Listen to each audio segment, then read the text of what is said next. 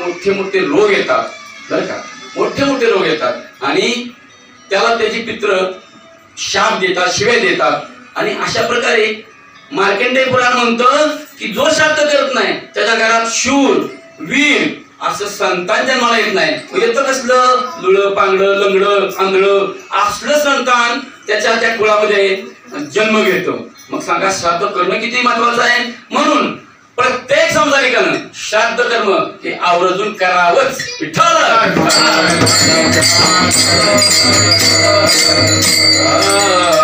हे झाले श्राद्ध. श्राद्ध करायचं कुणी, श्राद्ध कुणी करायचं तर श्राद्ध त्या घरातल्या ज्येष्ठ पुरुषाने करायचं बरं का.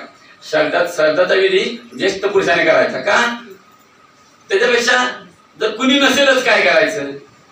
श्राद्ध करायला त्याला मुलबाळ नाही मग काय करायचं, मुलीने केलं तरी चालते, जावयाने केलं तरी चालते, भावकीने केलं तरी चालते. पण श्राद्धाचा अधिकार हा त्या घरातल्या ज्येष्ठ पुरुषानं म्हणजे पुत्रानं करणं गरजेचं आहे. बर, पुत्राचा धर्म काय आहे, पुत्र धर्म सांगतो तुम्हाला बरं का, लक्षात घ्या. पुत्र धर्म असा आहे, आई वडील जिवंत आहेत तोपर्यंत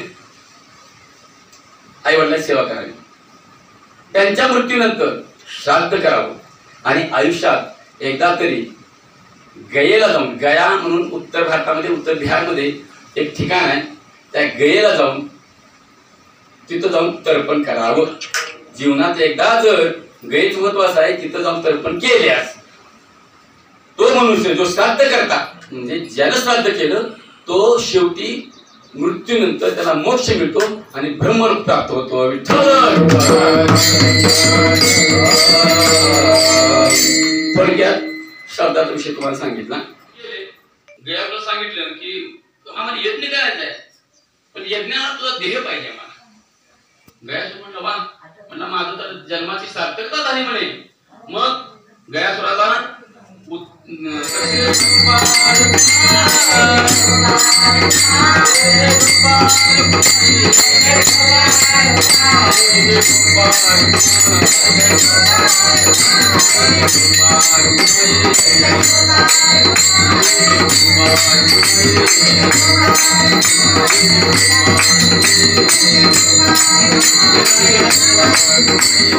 मधाचा धूर कोणत्याही धुरात तू अडकू नकोस. हा धूर काही कामाचा नाही. आणि मग तुकाराम म्हणते, महाराज शेवटच्या चरणात म्हणतात, तुका म्हणे इह लोकीच्या व्यवहारे नका डोळे धुरे भरून राहो ज्ञानेश्वर माऊली.